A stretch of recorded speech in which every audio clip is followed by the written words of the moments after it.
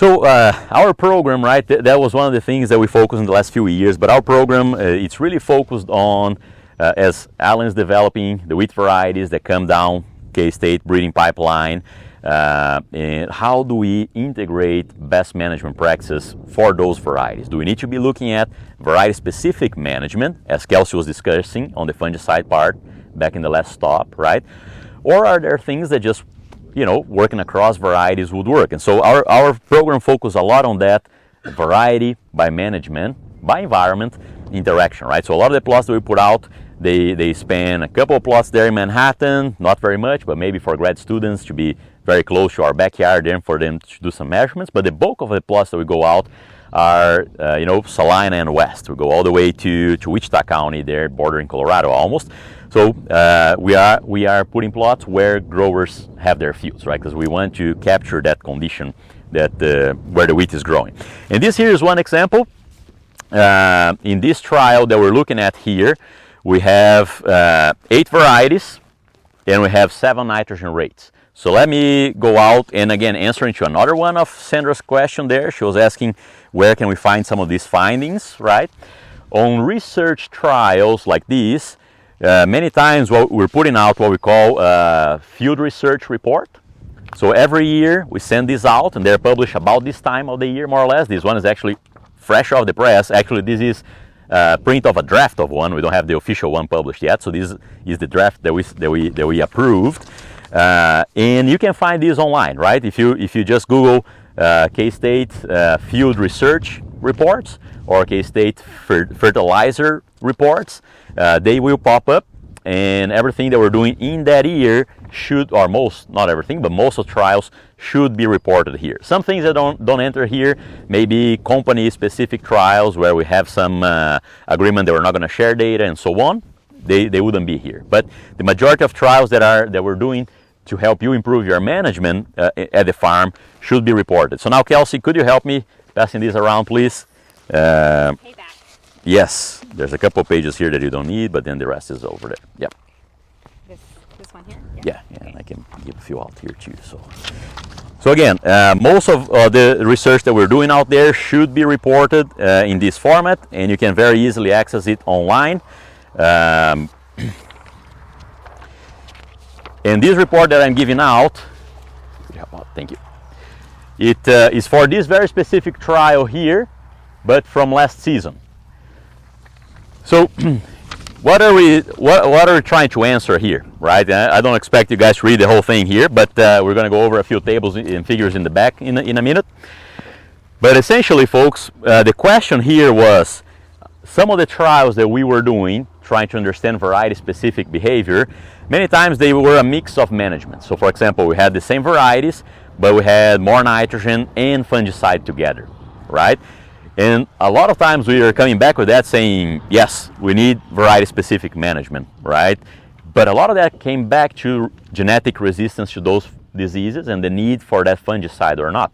So there's a very clear need for variety-specific management when it comes to foliar or fungal diseases like that. And Kelsey did a great job explaining that to us on the scab context, also on the striper rust there. Now, we're breaking that down, and here we're trying to answer, do we need to be managing nitrogen based on the variety that we're selecting, right? Now, how many varieties we have out there? A zillion, yeah. So imagine a zillion varieties times 7 nitrogen rates times 4 reps. What's the size of this plot? It will be huge, right? Probably can't fit here in this station. So what we did was we tried to select a few varieties with contrasting agronomic traits that could impact our nitrogen recommendation, right? So right now, our nitrogen recommendation is based on our yield goal. We have a yield goal of 50 bushels or 60 bushels per acre. We have a 2.4 factor of nitrogen, pounds of nitrogen per bushel, right? And then from the 2.4, we bring down any nitrogen credits that we might have. For example, we come here and we sample this soil at planting, and we have 50 units. So 50 bushels per acre times 2.4, that's going to be roughly 120 pounds of N or something. but we already have 50 in the profile, well, that brings it down to 70, right? Our needs. And then we have 2% organic matter. That's going to give another 20 pounds. We bring that down to 50. So you adjust our nitrogen rate right today based on our expected yield and whatever credits we have. And what we're trying to answer here is, do we need to adjust that based on the variety that we have? Now, it's not completely come up with a new formula. It's just saying, okay, if a given variety uses nitrogen more efficiently, can we bring that nitrogen rate down and still reach the same yield? Yes. How deep are you taking those samples for your credits? Great question. In our recommendations, it's down to 24 inches. Yeah, 2 feet. Yeah, that's how deep we're going, and in all of our trials we have that as well. Yep. That's what we're trying to answer. Do we need slight changes, right, in our recommendation to adjust for the varieties that we're having? So before putting this trial out last year, which is what you have in your hands, the report for last year, we did kind of like an in-depth exercise of thinking what agronomic traits in those varieties can impact our nitrogen needs. So that was probably a couple or 3 hour exercise with a bunch of students there for us to come up with some ideas, right? And one of them that we thought about was the yield stability of that variety, right? It's a very stable variety, more a workhorse type variety, versus a variety that is not too stable, but is more of a racehorse that really has a high yield potential, right? That could be something that could impact our nitrogen needs. So we selected 4 varieties that were more on the stable side and 4 varieties that are more on the racehorse side to come out here. So we have 8 varieties, right? 4 and 4. So let's go out and open here in the first or second table. Let me check here real quick. Yeah, first table on page 5.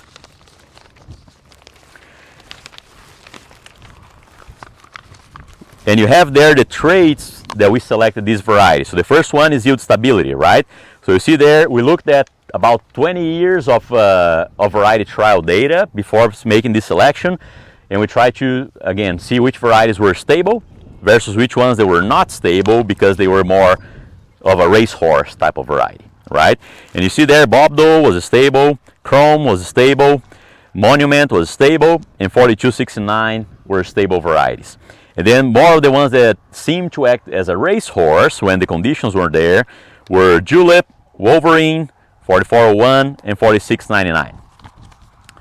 Then the next thing that we selected this based on was the grain protein deviation, right? So if we think of a variety that accumulates more protein for that yield level, it should require more nitrogen. And less protein, on the other hand, right, for the same yield level, would require less nitrogen because protein is made by the nitrogen that is accumulated in the plant, right? So we see there that we have 4 varieties, so we have all the complete combinations here, right? 4 varieties with high protein deviation, Bobdo, Chrome, Julep, and Wolverine. And 4 varieties with low protein deviation, which is Monument, 4269, 4401, and 4699. And then finally, the other thing we thought could impact would be maturity, because an early maturing variety might escape some heat stress, right? And so, whereas in a hot year, a late maturing variety would be caught on the heat, and vice versa too, right? In a year where grain filling is kind of later, like we're having this year, a late maturing variety might benefit and have a longer grain filling period. So we have there 4 varieties that were on the early side, or medium early or early, and then 4 varieties that were on the late side. Our idea here is that, okay, if we can come up with enough differences in varieties based on these agronomic characteristics, now down the road when we are releasing varieties, we can have this information of which group it falls into, and then if needed, have a different nitrogen recommendation, right? So this is all experimental still, something that we are going over and giving it a try, right? So the way that the trial is set up here, you have the 8 varieties that we selected up here up front. So if you're looking down the row, right, you have the 0N across all these 8 plots here. Next set of plots, 30 units of N. And it's the very same variety. So if you look in this down this row here, right, for this wrap, they're all the very same variety all the way until the end. So we have 0, 30, 60, 90, 120, 150, and 180 units of N. So seven rates of nitrogen here. And a few things that we're doing, if you walk through the plots, you're going to see that we're already missing a kind of like a meter row of plants there, because we came here at flowering and we collected those plants because we want to know how much nitrogen is the plant taking up by flowering time. So then by harvest we're going to take another row so we can understand between anthesis and maturity, did that variety continue to take up nitrogen? And if so, is that impacting our protein concentration as well? Right? So we call that post-flowering nitrogen uptake, and we're going to see if that's related to some of the protein behavior of these varieties here as well. We're also going to do a few things with these samples that is we call like carbon discrimination analysis, carbon 13, which gives us an idea of their drought or their behavior under drought, right? Whether they're keeping their stomata open during drought stress or not. So really going to try to understand better that interaction of drought and nitrogen management for these different varieties out here. So a lot going on in these plots. If we briefly take a look at last year, so you can go to table 4.